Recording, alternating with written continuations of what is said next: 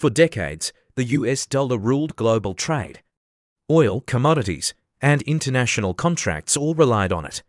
But now, 185 countries are quietly backing a new system, an alternative global payment network led by BRICS. Imagine a world where the dollar is no longer untouchable, where trade flows without it, and financial power is shared differently. This isn't theory, it's happening now. In the next few minutes, we'll take you inside this quiet revolution that could reshape the global economy forever. The world did not wake up to chaos. It woke up to quiet panic. It began in trading rooms long before it reached the news. Currency traders noticed strange patterns. Not crashes, not spikes, but pauses. Transactions that usually cleared in seconds were taking minutes, sometimes longer. The screens flashed unfamiliar settlement paths. A new layer seemed to sit between global banks and the familiar channels of the dollar. At first, the analysts blamed software updates and routine maintenance. They were wrong. Behind closed doors, finance ministers from nearly every corner of the world were attending silent meetings. Not in grand halls, not with press conferences, but in restricted rooms, guarded buildings, and encrypted networks. They were not negotiating trade. They were preparing for a world where the dollar would no longer sit alone at the center of global payments. For decades, the dollar had been untouchable. Wars had been paid in it. Oil had been priced in it. Crises had been measured in it. It wasn't just a currency. It was infrastructure. It was law. It was power. It was fear. But power, when held too tightly, begins to crack. The BRICS nations had not moved loudly. They moved with patience. They built rails underneath the world's financial floor. Quiet institutions, private test runs, shadow clearing systems that mimicked old networks but answered to new rules. The rest of the world barely noticed because the dollar still worked. Until the moment it didn't. The system was not called a revolution. It did not need a name. Inside diplomatic cables, it was referred to as an alternative settlement architecture, built to function parallel to the old. It did not destroy anything. It replaced behavior slowly. The turning point was invisible to the public. A mid-sized country struggling with sanctions tried to clear payment for basic medical imports. The dollar system delayed it for weeks. The alternative system cleared it in hours.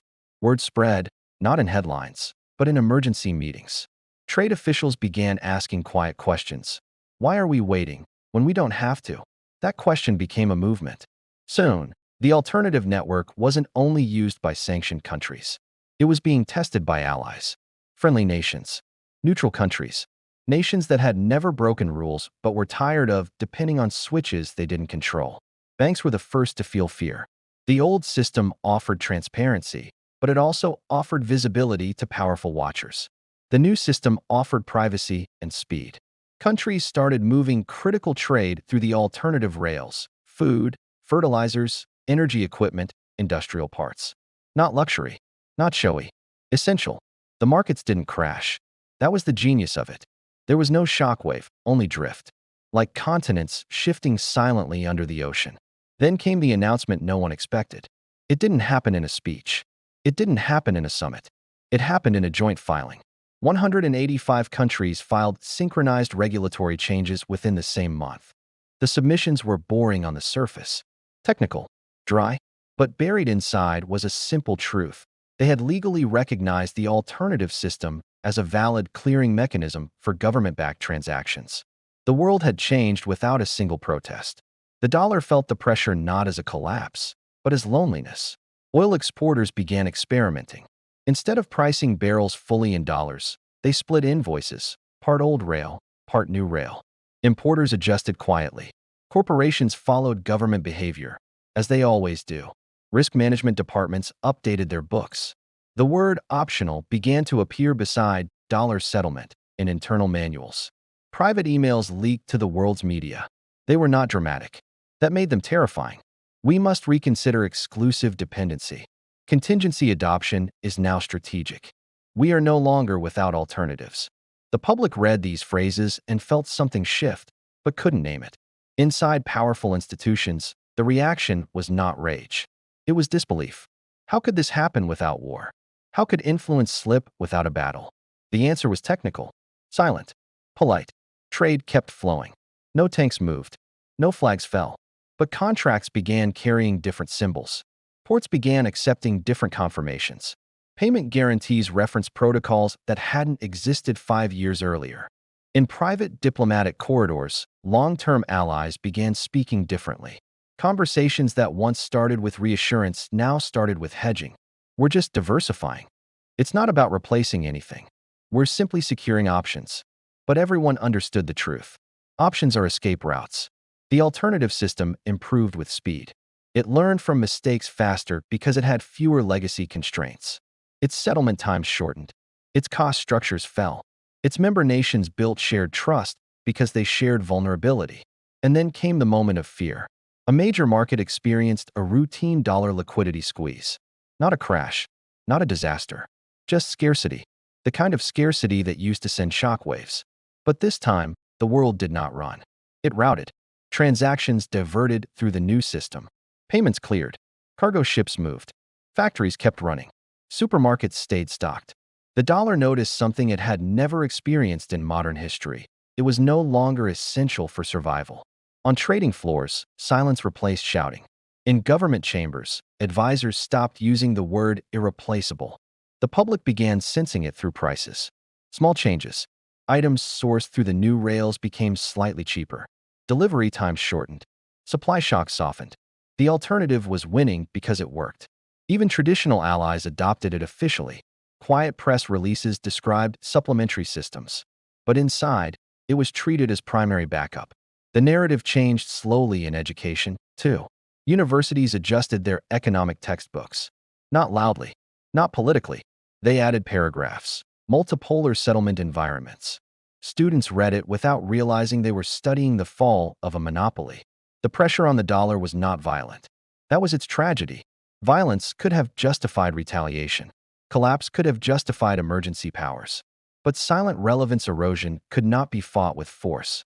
It had to be competed with. And competition was painful. Countries holding large dollar reserves began diversifying. Not selling. Not dumping. Just not adding. That was enough. The share of transactions routed through the alternative system crossed psychological thresholds quietly. 30%. 40%. No alarms. No declarations. Just changed behavior. Corporations adjusted their treasury strategies. Insurance companies rewrote risk models. Pension funds looked at long-term exposure with quiet concern.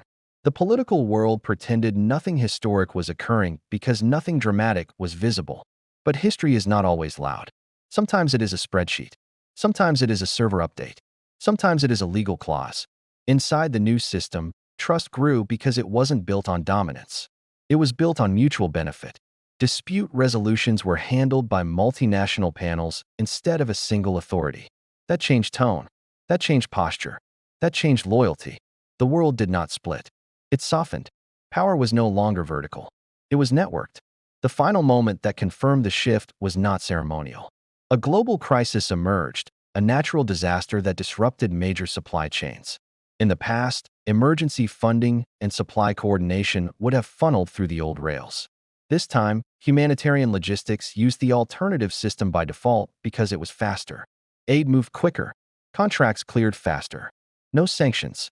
No delays. No monitoring from distant political centers. The people received help without knowing which system had paid for it. Power had quietly changed hands. The dollar didn't disappear. It remained strong. It remained important. But it was no longer feared.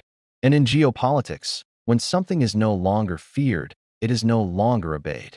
The world stabilized into a new normal. Not chaos. Not dominance. Balance. Trade flowed through multiple channels. Governments negotiated without one side having an automatic leverage point. Sanctions lost their bite.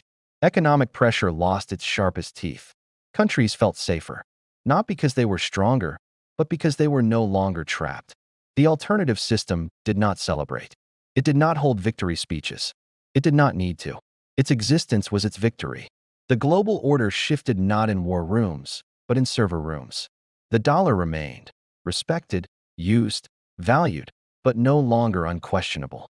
And history recorded it not as the fall of a currency, but as the day the world chose options over obedience.